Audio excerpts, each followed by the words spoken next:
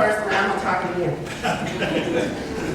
Thanks, Janet. We're certainly delighted to have all of you. It really is a great crowd, and I'm certainly enthusiastic about what's going on in Minden now. Minden's getting a lot more excited. We had a great weekend with the Mardi Gras, the opening of the City Art Center, and we're moving along. Of course, my main thing is the museum, as you well know. We've had a great year last year. We did a lot down at the museum itself, and I'm sure that some of you have not been to the museum. The museum will be open after this meeting, and I think those of you who haven't been there, you will be pleasantly surprised. Well, one of the things that we did pretty well with last year was raising money, and we raised enough money to pay for everything that we did during the year, and ended up with about the same amount of money we started the year with. So therefore, this year we got to work again and raise more money. So therefore, any of y'all that would feel like you like to contribute this evening or to contribute any time during the year, we would certainly appreciate what you do there. We really depend more on private contributions, individuals, than we do on public individuals. So almost half of our funds have come from public support of various organizations such as the police jury in the city and the tourism bureau. We've had great overall support. We have great support from individuals as far as being willing to do things. And of course, one of our supporters this time, our first speaker was Frank Griffith. And Frank wanted to make sure this thing continued. I think that was about 15 speeches back or something like that. So Frank is providing the line for the remainder all this year. So thank you, Frank. We appreciate that. Anyway, at this time, I would like to have Shelley, our executive director, come and say her few words. Thank you. Thank you, Thad. First of all, if you have your cell phones on, please put them on silence or turn them off. We are recording this. If you've not been here before, we do sell these DVDs for $10. We have all of our speakers, and you can buy each year as a total collection, or you can buy them all together, and I'll make you a better deal. But Bill is in charge of recording every time for us, and Durwood Blake is also generous to bring his sound equipment every time, and Patty and Charlie let us use this building, and as you can see, we're to capacity, I believe, tonight.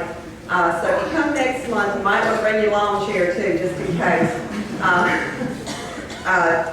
Corley Robinson this year is in charge of our speakers, and she's got a great lineup. Our next speaker, I believe, is going to be March 14th, and that's Dr. Donnis Taylor, and she's going to be speaking on Edie Jack Carver Snail. So that's going to be a very interesting evening, and I think y'all will all enjoy that. And I'm going to keep the others a surprise until later on. If you're not a member of our newsletter, you can go to our website and sign up to get our newsletter so that you'll know what's going on from month to month. We're also on Facebook, so if you do with the social media, we have a Facebook fan page and a group page, so you want to join those also. Let's see. One of the projects that we've started this year, last year we skipped our famous cookbooks for 1 year and really got a lot of flack about it. So everybody wanted a new cookbook for every year. So this year, most of you are familiar with Corlu's Wise Grocery painting that she did here not too long ago, and that's going to be the cover of this book. This cookbook is going to be dedicated to all the old grocery stores and restaurants and shopping experiences that you remember. And so far we've got, and you can put your memories of all those with your recipe. And so far we've gotten some really, really great recipes. So if you have a memory, you can send in 10 recipes too. But if you would, you can email those to me, and some short memories of what you remember, your shopping experiences, the old grocery stores, anything that you have. Dad's having a good time with that. He sends me a memory a day and a recipe, so he's really enjoying it. This past year, we've had a lot of TV recognition. We've also had a lot of Louisiana State tourism people come through. We had travel writers in this past weekend, and they are really impressed with the things that Minden is doing right now. Patty Odom's doing a great job, and with downtown, it was evident from this past weekend. I mean, Minden was packed. And like Dad said, if you haven't been to the museum, you're really, really missing something. So take time tonight after the event and walk through there, because like I said, if you haven't seen it, you're really getting shocked at how nice it is. And as Dad said, we do need money. We're offering these events this year for free. We thought that would be the right thing to do, and so we wanted more participation, which I think we got. But we always need money. It costs us about, I'd say about $250 per event for postage and our postcards. So that's about what it costs to put these on every month. And we're going to do 5 a year of the speakers, and then in September we'll have our big fundraiser gala. We hope you can all come to that. Let's see. Oh, our new back room is open. If you're a member of an organization, or you have a reunion, or a birthday party, or a meeting, or anything that you might need a room that has a theater projection system, we have that now. It'll seat right at 100 people. We have tables, we have a little kitchen area, but it's a very nice room. You'll see that tonight. So keep that in mind when you're thinking about reunions or parties or meetings. We have a price sheet on what it costs, but it's a wonderful room to have those kinds of events. And if you didn't sign up for the door basket, please do so. Leave me your email address. We'll drop that at the end, so you'll get another opportunity to do that. I think I've talked enough, so I want to introduce the person that's going to introduce our speaker, and that's Ms. Corlew Robinson. Corlew, if you'll come up.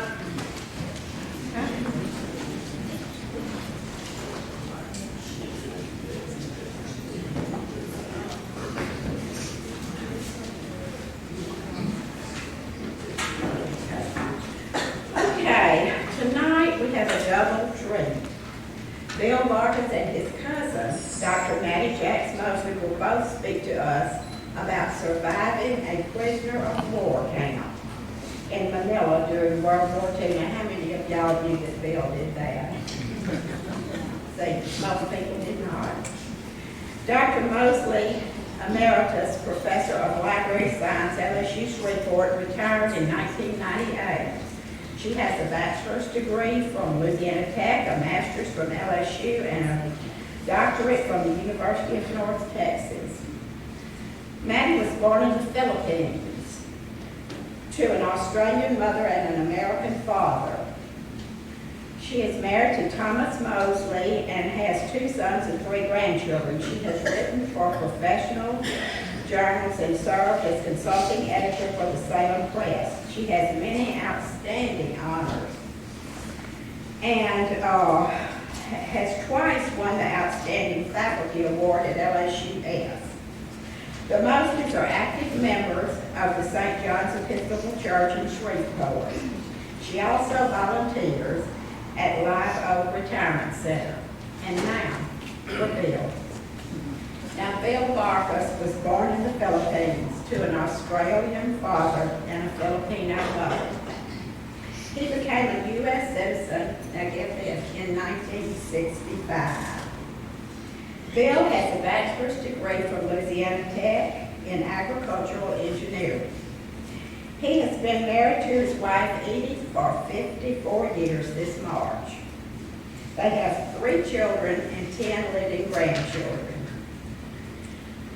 Now, Bill is one of the most outstanding Americans I know.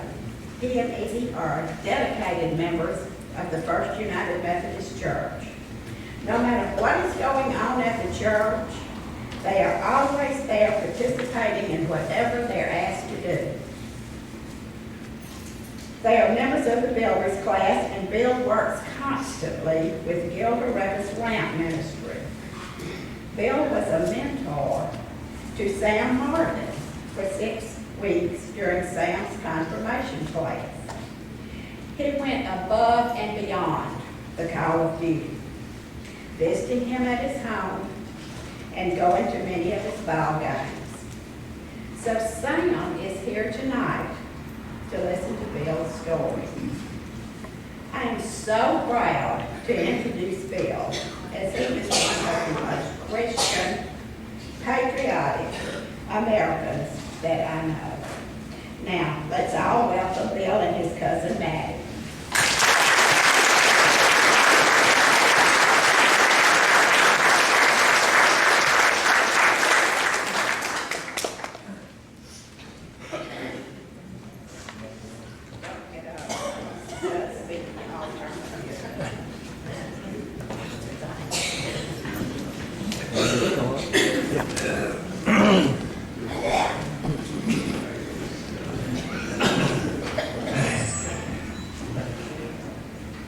Good evening, and thank you for this opportunity to be here tonight and to speak to you. I was telling Cora Lou that before I accepted this engagement, I told her that the only way I would do it is if my cousin Mattie would agree to come and speak with us this evening. To begin with, I feel like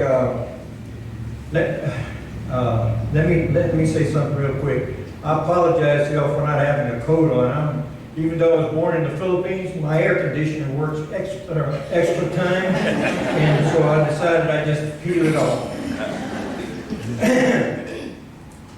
I feel I must clarify the fact that I only spent a short time, 6 months, in Santo Tomas internment camp. Whereas my cousin Mattie, the next speaker, was in the camp until the camp was liberated, which is about a little over 3 years. Due to the early death of my mother 10 days after I was born, my dad and I were living with my Aunt Edna, my Uncle Bill, a U.S. citizen, and Mattie. When the Japanese occupied the Philippines, we were rounded up and put in Santo Tomas internment camp. Meanwhile, my mother's sister, Aunt Matilde, was able to get me out by proving that I was a Filipino citizen. And that is when I started living with her family. Dad, however, was put back to work at the Manila Electric Company. We had been chief engineer. He was later released and put under house arrest, meaning he could not leave the city of Manila. The reason he was under house arrest instead of being put in Santo Tomas was because in the meantime he had become a Filipino citizen. Prior to the war, Dad had changed his citizenship from Australian to Filipino. The Japanese considered any ally, any U.S. ally, the enemy and subject to internment.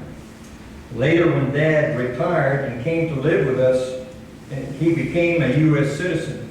I used to tease him that he could not make up his mind concerning which citizenship he wanted to be.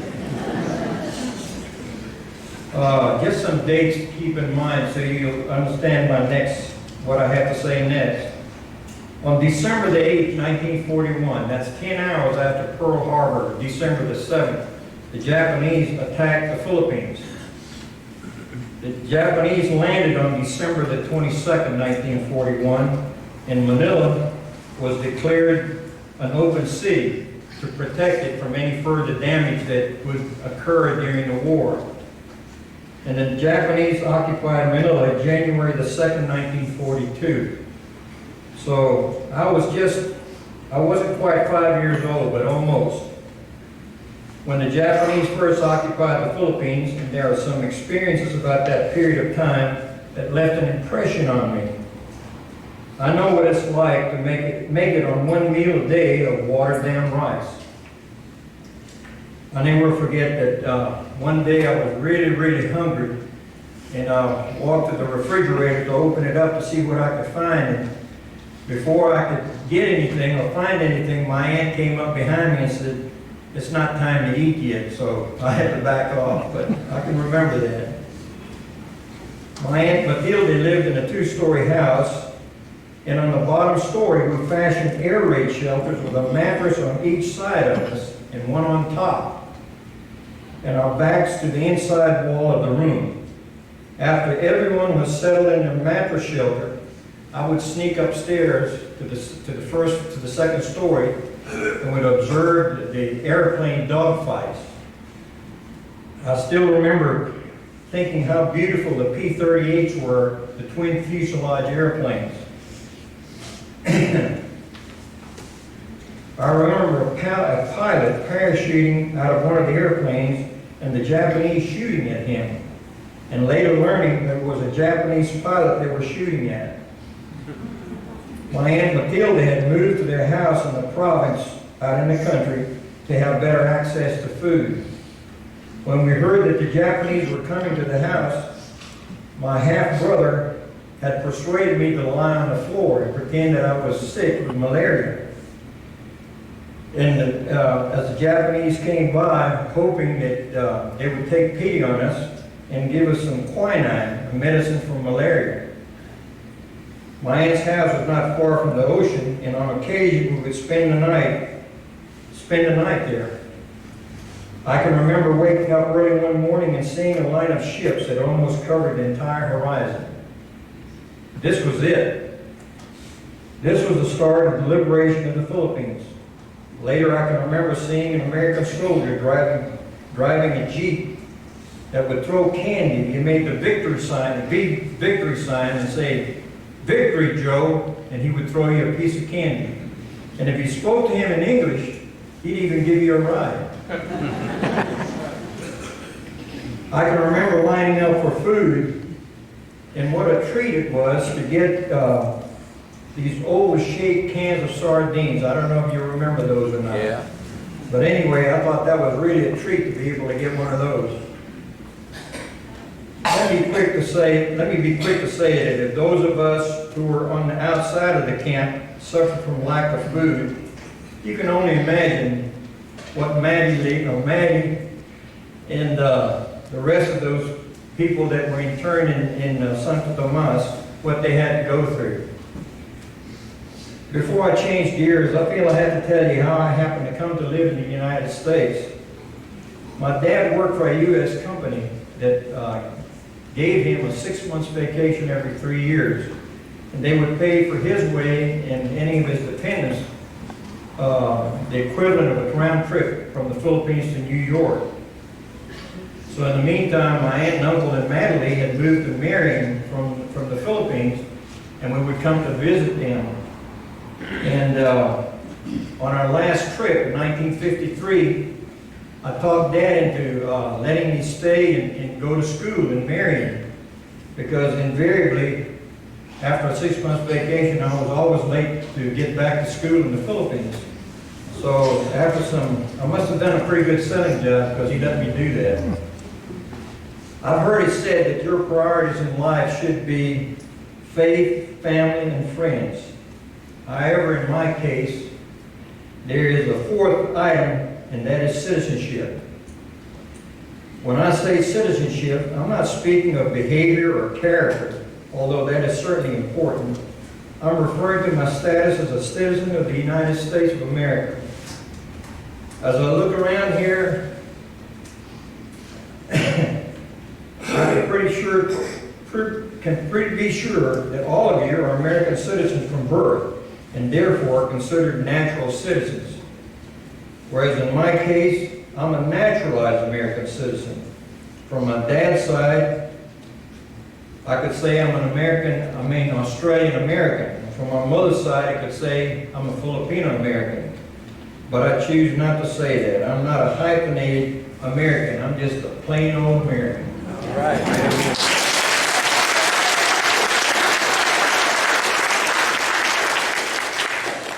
I believe that when I took the oath of citizenship, that states in part that I absolutely and entirely renounce and abjure all the allegiance and fidelity to any foreign prince, potentate, state, or sovereignty. I am entitled to be called an American, period. These are the requirements I had to meet for citizenship. I had to be at least 18 years old, a lawful permanent resident for 5 years, be able to understand, read, write, and speak basic English. Possess a basic understanding of United States government and history, and be willing to take an oath of allegiance to the United States.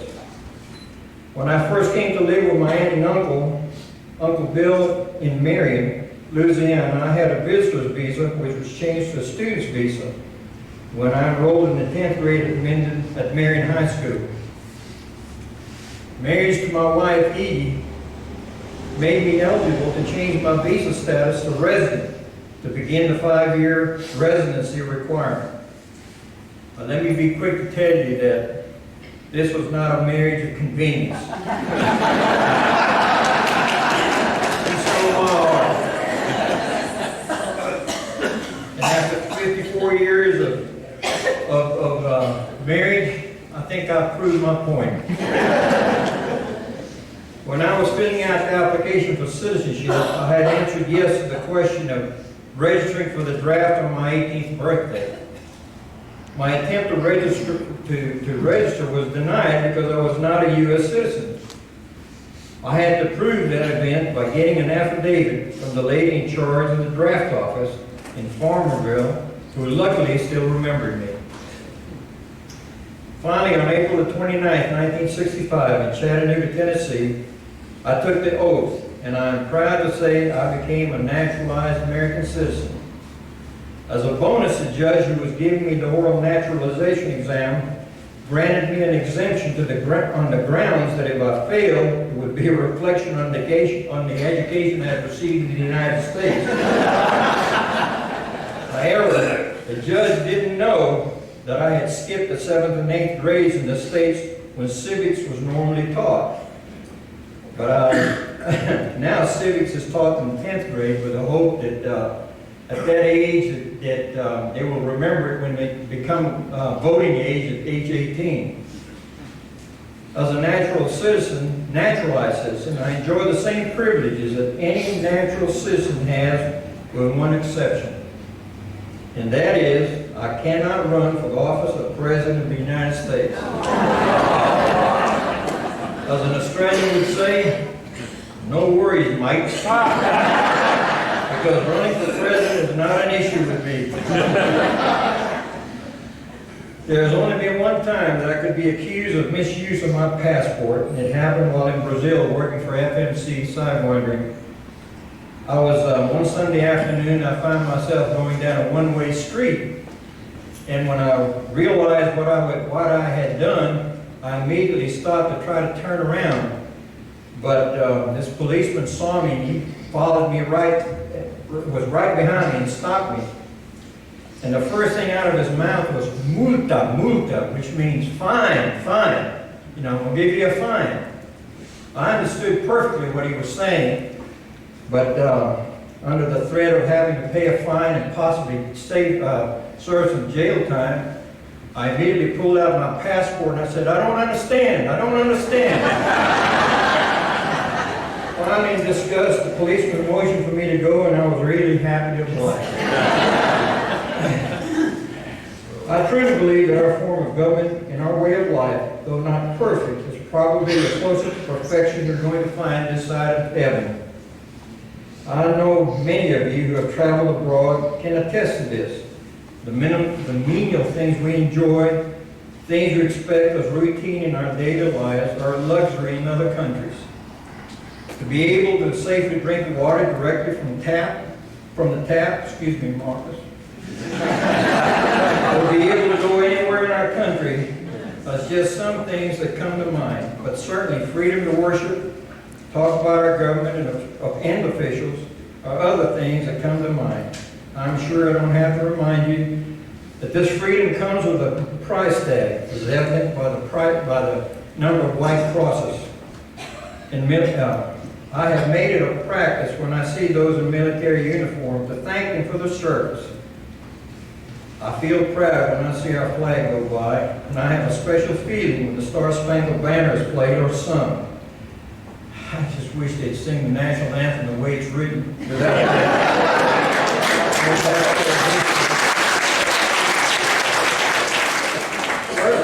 I think it ought to be the law to be sung as written. I question too some congressmen who would vote against making English the official language of the country. It is, after all, the requirement for citizenship. I believe it's an injustice to those Spanish-speaking people here who live here to learn the language of the land when English and Spanish is found on labels because it removes the incentive to learn English. There are ways to celebrate your heritage, like the Irish with St. Patrick's parades and the Cinco de Mayo, just to mention a few. But as for me, I'm just proud to be an American and to live in the land of the free and the home of the brave.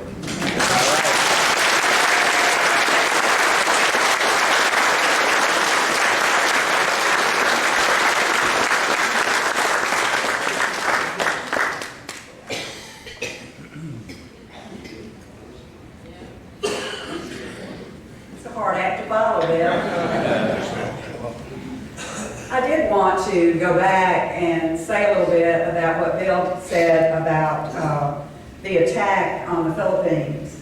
It did occur right after the attack, of course, on Pearl Harbor. But what many people don't realize is that the Philippine Islands were an American territory, just like Hawaii was. Yep.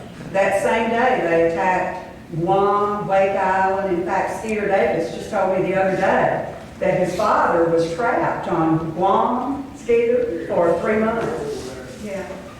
So those of us who were living in the Philippines at that time, there were all nationalities, but I was born in the Philippines, but it was an American territory. But can you imagine not only to have an air attack by a foreign power, but a few days later, an attack by land with a foreign army invading, attacking your city? As Bill said, General MacArthur declared Manila, which was at that time considered the most beautiful city in the Asian area of the world. It was the Pearl of the Orient. And so MacArthur did leave Manila, declaring it an open city in the hope of saving it. But as we'll find out, that was not a good hope. Now I lay me down to sleep was a prayer that my mother, as probably your mothers, had you pray at night when you went to bed. But for 3 years, my mother had me add a last line to that prayer. And that was, "And God, please let the soldiers come soon." As we have already heard, my mother was Australian. She was, my Uncle Gib was Bill's father, Gabriel Barkas, and his family had migrated to the Philippines before my mother was born, when Uncle Gib was a little boy. So my mother was also born in the Philippines, of Australian parents. But she went back to Australia to get her nursing degree, her RN degree. Well, meanwhile, my dad was from Louisiana. He was born in Claiborne Parish, and he was in the military, in the Army. My mother, being a nurse, worked at an American hospital, American Army hospital in Manila. And you know what happens sometimes when nurses and their patients meet each other. Yes, they fell in love. My dad was sick with typhoid fever, my mother nursed him, and they wanted to get married. My mother didn't want to leave the Philippines because at that time her parents were still alive, Uncle Gib was still in Manila, and so my dad left the military and went to work for a mining company. I'm so glad he did, because if he had remained in the Army, he probably would have been in the infamous Bataan Death March, where so many were killed. 3 years after they were married, I was born. in October of 1939. The Filipinos were making progress for their own government. I said they were an American territory, but they were well on their way to democracy. General Douglas MacArthur was helping the Filipinos develop a good army. But in 1 hour, all of that was destroyed. Clark Air Force Base, just outside of Manila, was completely destroyed. And here came the Japanese advancing on Manila. MacArthur left Manila, as I said, went to the island of Corregidor, was on the Bataan Peninsula for a while, but then he was ordered to go to Australia, but not before making, of course, that famous speech that I'm sure all of you have heard of, "I shall return." Meanwhile, thousands of troops fought and then were captured by the Japanese and suffered that terrible Bataan death march. I'm sure you've read about it or heard about it, where thousands of men perished from the heat, from starvation, from being bayoneted, from being beheaded by the Japanese in that forced death march. The ones who survived were either put in prison camps in the Philippines, or they were taken on those terrible death ships to Japan, where they worked as slave laborers in Japan for companies that are still in existence today. One you've probably heard of is Mitsubishi, that used slave laborers. And one of the things that I thought, you may have seen the paper, the Shreveport Times today, people have always suspected that the Japanese were doing some sort of experiments on those prisoners of war, but it's never really been proven. But there was an article in today's Times that said, yes, they seem to have the proof of that. The Japanese entered Manila on January the 2nd, 1942. I was 2 years and 2 months old, and obviously I don't remember that.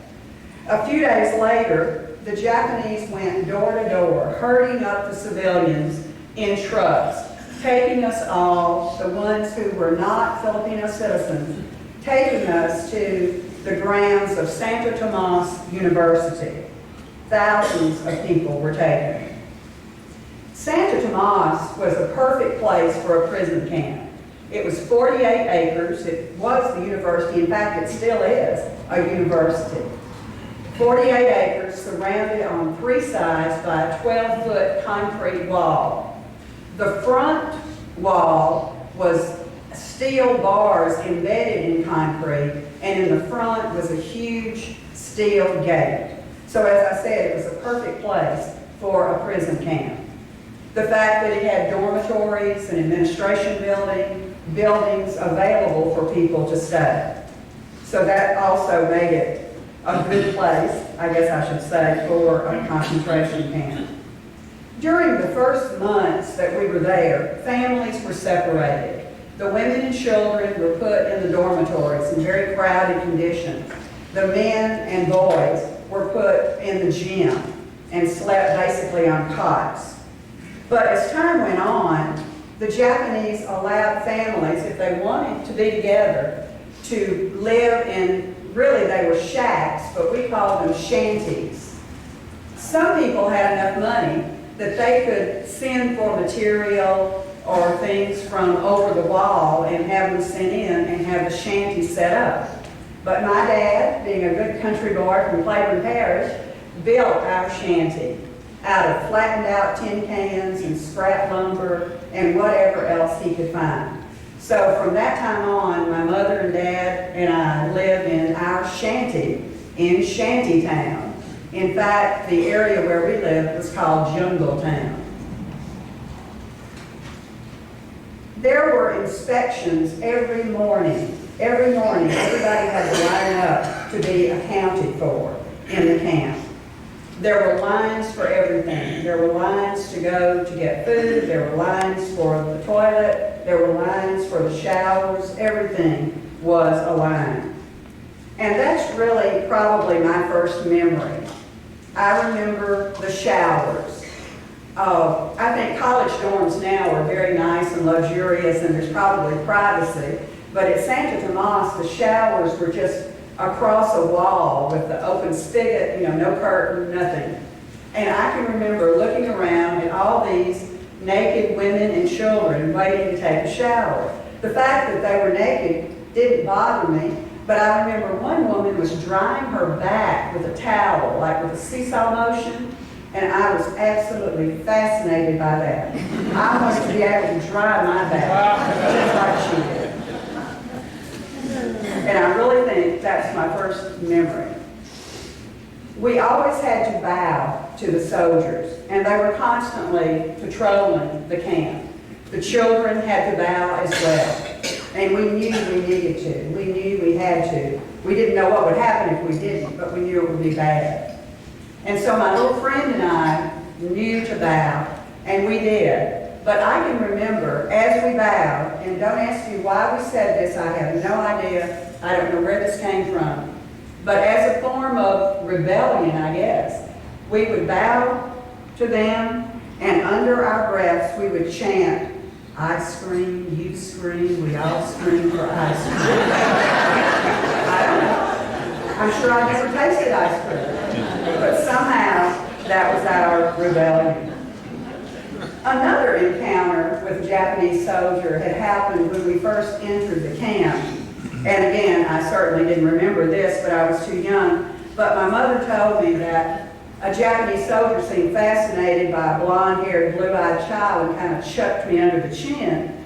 And I just looked at him and I said, bad boy. Well, it came out in my childish lisp, baboy, which in Tagalog, the Filipino language, means pig. So my mother had some heavy explaining to do that I didn't really mean that. The food was sufficient the first year. It was adequate. Thanks in part because my uncle, Bill's father, was able to send us food over the wall. Also, my grandmother in Arcadia was able to send food through the American Red Cross to us. But as time went on, the food became scarcer and scarcer, and of course the Japanese were confiscating the food as well. So things were getting really scarce by the second or the third year. By the fall of 1944, we were down to a tablespoon of rice and a cup of hot water per day, per person. Bill mentioned the rice. He didn't call it lugao. You don't remember that word, Bill? Yes. But we called it lugao. And I went to a veterans meeting here some time ago, and we were all talking about how, yes, we remember the lugao. Lugao was that soup, that rice soup, which we added anything we could find to it. The edible vegetation that was left on the campgrounds. And as I said, as time went on, all the edible vegetation disappeared. Even cats and dogs disappeared. The grounds were just stripped of everything. One of the people that I definitely remember from the prison camp was a big black man, at least he was big when the war started, his nickname was Bumblebee. I don't know what his real name was. But at the beginning, I understand that he weighed about 300 pounds, and he lost half that weight while he was in Santa Tomas. Bumblebee was an entertainer in Manila before the war. And for some reason, the Japanese appointed him as one of their cooks.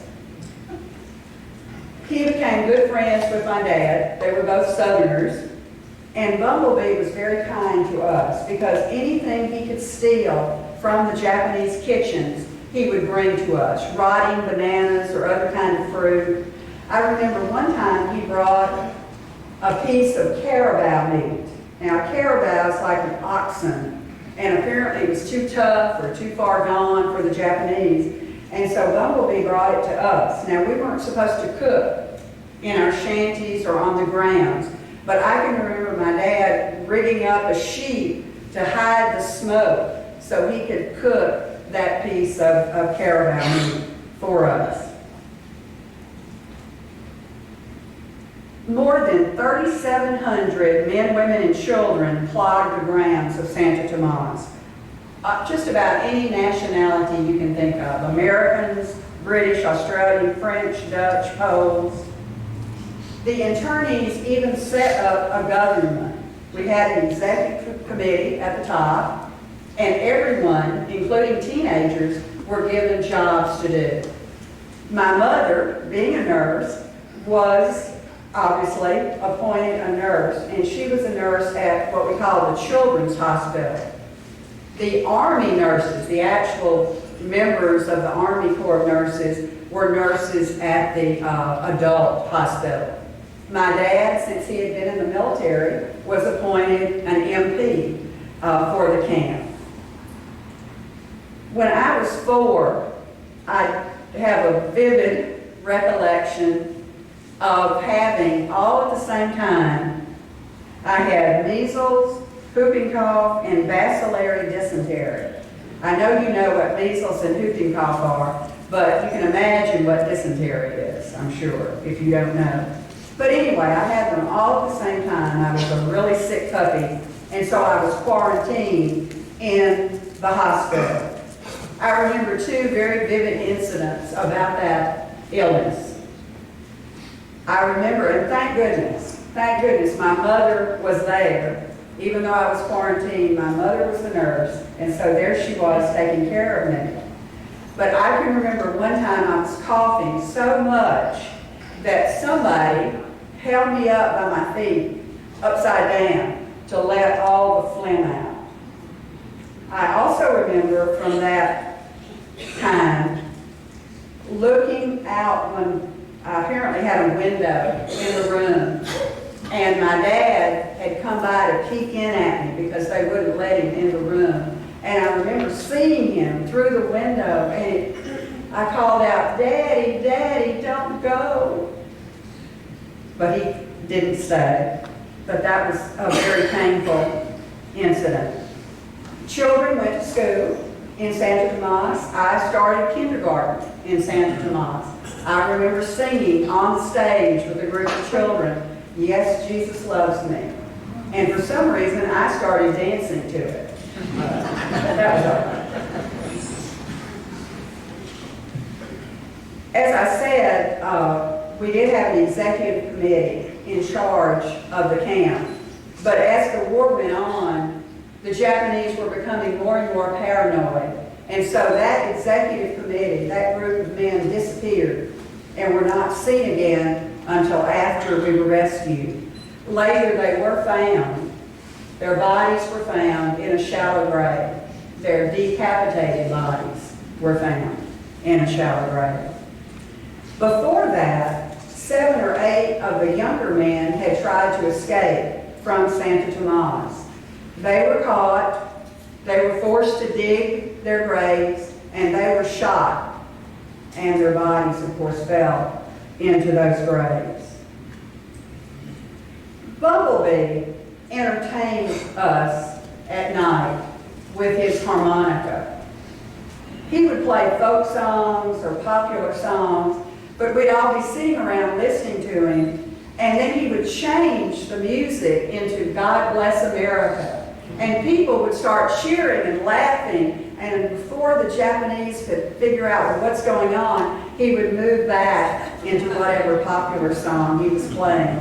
But he really gave the internees a lift for doing that. I may not have known the songs, but I remember the feeling that the people had. By the end of 1944, things had become really bad, and we were all starving. We had heard the rumor that the Japanese were planning to liquidate the men in the camp. Later, we were to hear that General MacArthur told his men, "Go to Manila, go around the nips, go through the nips, bounce off the nips, but go to Manila, save the people of Santo Tomas, free the internees." In January of 1945, 2 planes flew low enough that we could see the stars and stripes on them, and those planes dropped leaflets on Santo Tomas. Those leaflets said, "Roll out the barrel." Again, I wasn't sure what that meant, but I knew it was good because everybody was laughing and cheering about that. And looking around, I have a feeling some of you probably remember that song. On the night of February 3rd, 1945, I have the most vivid memory, I think, of my life. The cries were jubilant. They just rang through the camp. Everybody was cheering and singing, saying, "They're here, they're here. They rescued us. The Americans are here." I can't tell you how exciting it was. There were fireworks or bombs or artillery off in the distance, but you couldn't even hear the sound of it because people were cheering and singing so loudly. The Americans had come. The first tank of the 44th Tank Battalion, the name of that tank was Battling Basic, crashed through the gates of Santo Tomas, followed by a number of other tanks, including one called Georgia Peach, with jeeps, and here they were to rescue us. I can't tell you the excitement. Everybody started singing again, "God Bless America." We rushed out to greet the soldiers, my mother and dad and I, and my mother says, I have a feeling, I don't know, maybe I said it, but my mother says, I said, "God heard our prayers. He sent the soldiers." But I should have said it if I didn't. As the troops passed by, a soldier picked me up and put me in a tank. And my parents were running along behind me trying to keep up with me. I remember how cozy it was inside that tank, and I remember a soldier, a tanker who was in the tank, telling me, "Hello, honey, you look just like my baby sister." We then came up and were both standing looking out over everybody as we rode through Santo Tomas. At the time, I thought I was the only child that got to do that, but I've met people who were in camp with me since then, and they said, "Oh yeah, we rode in the tank too," so it wasn't just me. We were sick for weeks with all the rich food the soldiers gave us to eat. I especially remember the Hershey bars. A few days later, General MacArthur himself marched through the camp.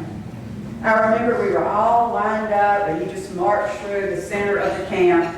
If you have a picture in your mind of MacArthur, that's exactly the way he looked. And my dad, I said, I didn't know who he was. And my dad said, "Mattie Lee, there's the world's greatest man. He rescued us." But it wasn't over. It wasn't over. The Japanese started attacking Manila full force. Bombs and artillery, and the Americans were fighting back. These were the scariest days of my life. I can't tell you how terrifying. The noise, the lights, it was unbelievably scary. We were still in the camp. We were still in our shanty. I can remember all the noise, all the bombs, and my father kept trying to push me back under my cot to give me some measure of protection. But I didn't want to be under there. I wanted out. I wanted out. I was so scared. I was so terrified. But finally, thank goodness, the Battle of Manila was over. We hear about post-traumatic stress syndrome, and for years after that, until I was probably 9 or 10 years old, I had these terrible nightmares. I swear I would be awake, but I would dream that these tiny little planes were attacking me, and I would scream. It was very scary, but thank goodness I have those no more. We spent several more months in Santo Tomas waiting to be brought back to the United States. We had lost everything during the war, and so my dad wanted to come home to Louisiana. by that time, and I know my mother was always glad her parents had died before the war, because that would have been so terrible for them. So we took a ship out of Manila to Los Angeles and across the Pacific. I remember 2 incidents on that ship, particularly. First off, none of the internees wanted to sleep below deck. Everybody just wanted to sleep out on top, and mainly we did. But one night, there was supposed to be a Japanese submarine in the water. And I can remember us all standing on deck with our life preservers, and we waited, and we waited, and we waited, and thank goodness the sub went the other way. I also remember a burial on that ship. One of the internees had survived the prison camp, had survived the bombing, and had died before he was able to see his home. But I remember that funeral. I remember that body going into the water. I also remember, as we were approaching the California coast, everybody was on the deck saying, "It's the Golden Gate, it's the Golden Gate." And I looked as hard as I could, and I could not see a Golden Gate. But it was California. We stayed in Los Angeles a few days, got clothes through the Red Cross, took a train across the country to Arcadia, where my grandmother was living at that time. We had lost everything, but we were still alive. Out of 3,700 internees, 2,100 were still alive. A total of 14,000 POWs had died in the Philippines. I mean military and civilian, from starvation, torture, disease. 37% of the military prisoners died, 11% of the civilians. But I'm certainly like Bill. God bless America. I'm glad I'm American.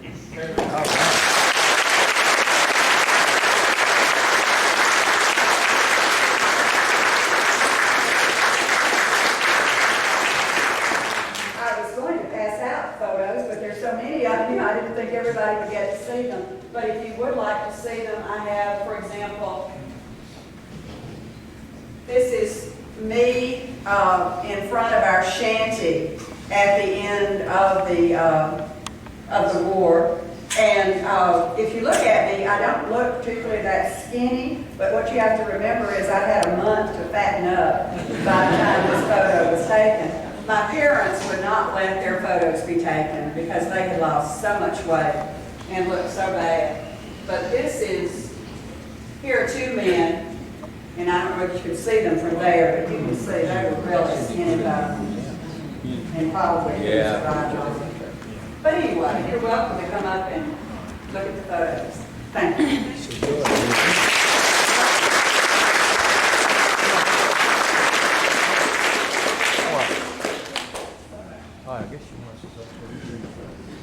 You want some more?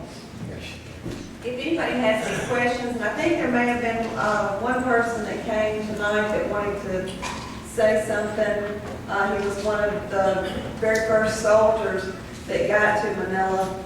I can't remember now who he is. Oh, okay, there you are. There you are. Did you want to say something real quick? No?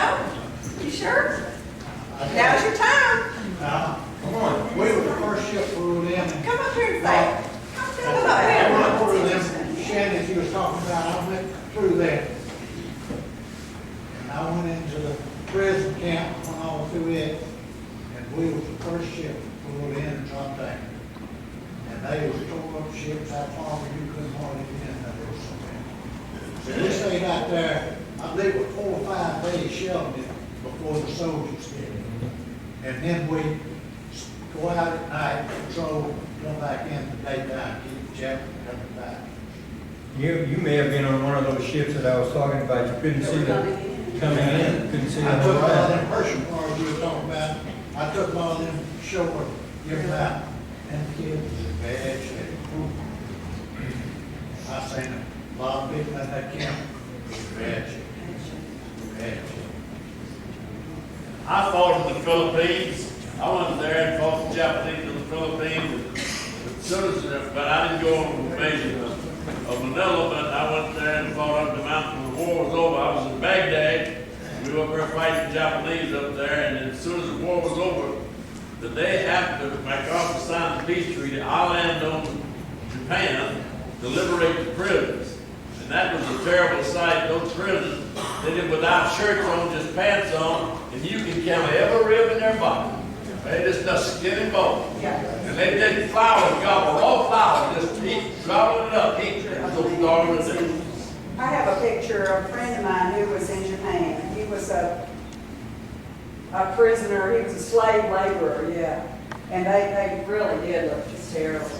I do want to say though, Tommy, my husband, and I have gone to some reunions of the 44th Tank Battalion who were among our rescuers, and we just enjoyed meeting those guys so much. Just a wonderful group of guys. We've also met some people who were with the cavalry. Obviously, they didn't have horses, but we met one of our favorite people, Sam Harris, who was a captain, who was one of our rescuers. So it's just been a joy for me to meet these brave men through the years and thank them for my life. Bill's life too. Bill, Marcus, that's why that ship was in Japan getting through. About midnight, it was pouring down rain. We had to sleep under some of those little shanties that this lady was talking about. Pigs, dogs, and everything else was up there, but we were proud to get out of the rain. We all got scattered, my whole company, and we didn't get together until the next morning. And what so vividly I remember is those nurses and doctors that were turned out of that building. They were absolutely starving to death. You can't imagine what shape that they were in. And of course, the Japs, when we got there, the Japs had taken to the hills, and the next day we were right behind them. But we didn't stay in Manila very long. But it was a bad sight. So, you know, there's something to be said about forgetting or forgiveness, because we've owned 2 Toyota vehicles. My brother-in-law wouldn't believe that we would stoop to own a Toyota vehicle. I have never owned a Japanese car.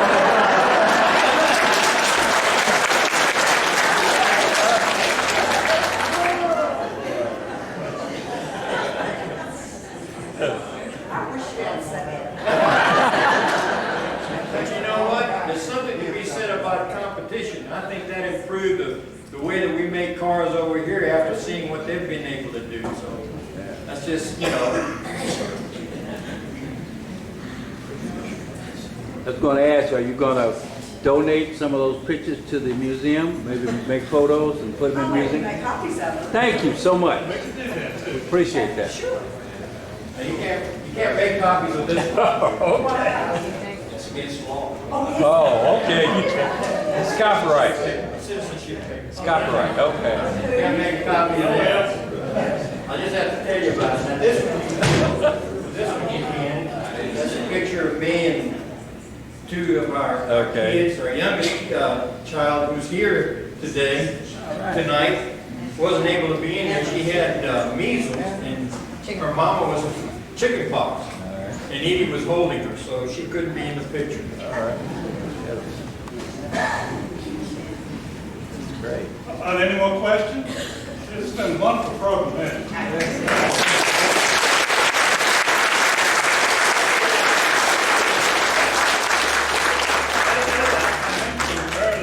It's great to have all these wonderful things going on in Minden, and because we really want you to come down to the museum after I leave. Larry, you going to open this for us, please? Larry Milford, who has done everything there in the Christian, as far as the work and the design, and he's really good. So if you haven't been there, come down and look at the museum, even if you have been there, well, come again, because we've done some more things.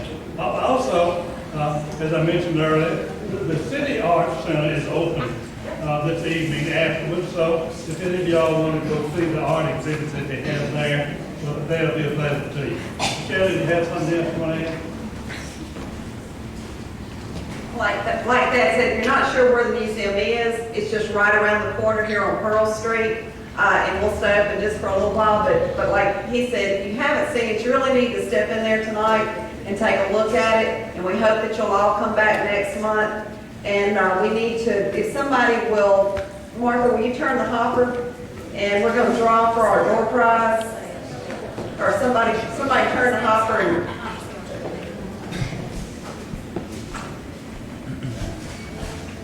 and my board members and whoever would like to help, if you're sitting in a fold-up chair, if you don't mind folding it up when you leave, and let's stack them, kind of push them all up against the wall, y'all sure would help me out a lot.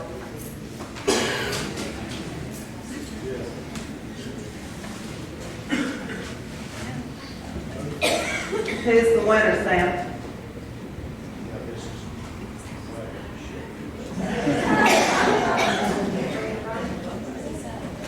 What's the sign? Orrin Flanagan. Huh.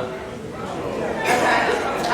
Martha, if you could get that basket right there, or Sam, if you can bring that basket right there, back here to us.